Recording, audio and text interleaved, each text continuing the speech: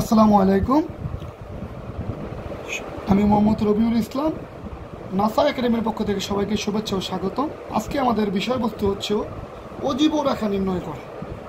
এই অজীব রেখা নির্ণয় করা কথাটা শুনলে অনেক কঠিন মনে হতে পারে, কিন্তু আমরা যদি একটা সারণী সুন্দরভাবে লক্ষ্য করি, চাইলে এই সারণী থেকে খুব সহজে অজীব রেখা নির্ণয় করতে পারব। এক্ষেত্রে অবশ্যই সারণী থেকে ক্রমযোজিত গণসংখ্যা নির্ণয় করতে হবে। সারণী থেকে ক্রমযোজিত গণসংখ্যা সারণী নির্ণয় করতে হবে। আমাদের মূল বইয়ের মধ্যে বা প্রশ্নের মধ্যে কিন্তু এই শ্রেণীব্যক্তি এবং গণসংখ্যা দেওয়া থাকে। এই শ্রেণীব্যক্তি এবং গণসংখ্যা যদি দেওয়া না থাকে তাহলে বের করতে হবে, আর যদি দেওয়া থাকে তাহলে আমাদের বের করতে হবে ক্রমযোজিত গণসংখ্যা।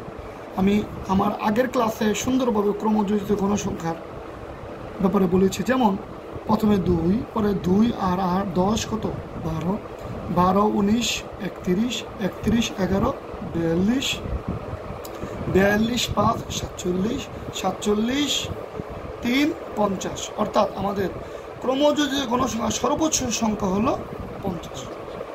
এখন এই ক্রমযোজিত গণসংখ্যা থেকেই আমরা একটা অজীব রেখা নির্ণয় করব। এখন অজীব রেখা যদি আমরা নির্ণয় করতে চাই তাহলে আমাদের আগে একটি শখ কাগজ নিতে হবে। ধরো আমরা একটা শখ কাগজ নিলাম, এখন এই শখ কাগজ নেওয়ার আগে আমাদের একটি বিষয় বুঝতে হবে যে শখ কাগজে আমরা কিভাবে ঘরগুলো নির্ণয় করব। দেখো, শখ কাগজের উভয় অক্ষ হলো দুইটা, একটা এক্স অক্ষ, একটা হলো ওয়াই অক্ষ।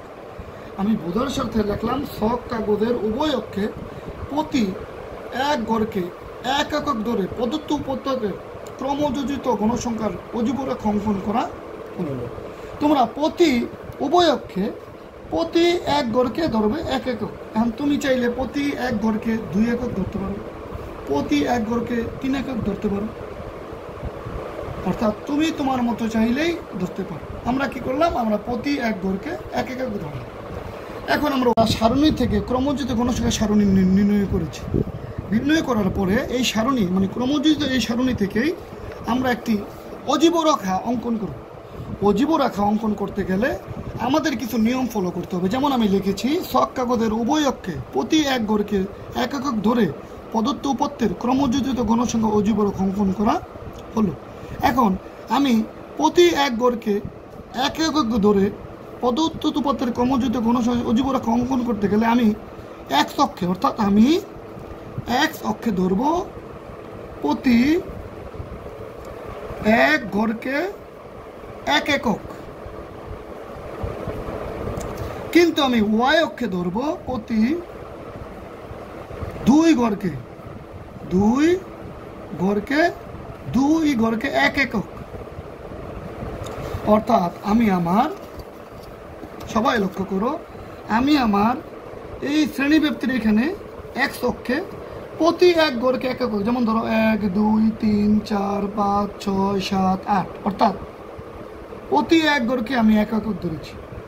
আর ক্রমযোজিত গণসংখ্যায় প্রতি, যেমন 1 2 3 4 5, অর্থাৎ প্রতি 5 ঘরকে আমি 10 একক ধরেছি।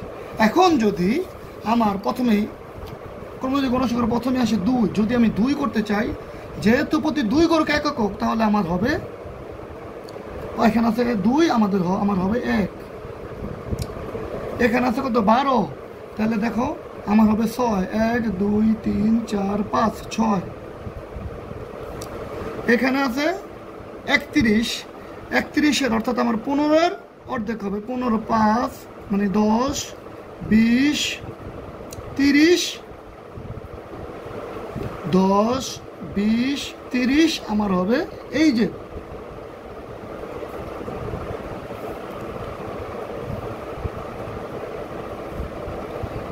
এরপরে আমরা আসি 42, যেমন ধরো 10 20 30 40, এই যে আমাদের 42, কারণ প্রতি এক ঘর 2 ঘরকে এক একক। এরপর আসে 47, অর্থাৎ 10 20 30 40 42 44 46 আমরা ধরতে পারি এই যে 47।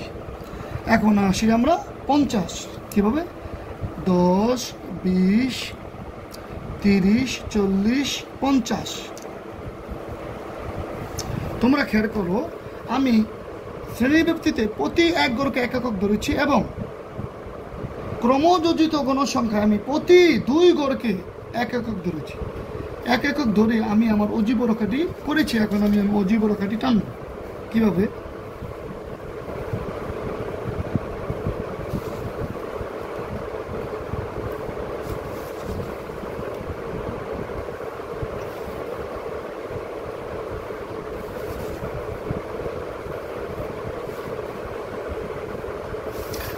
এই হলো আমার অজীব রেখা অঙ্কন।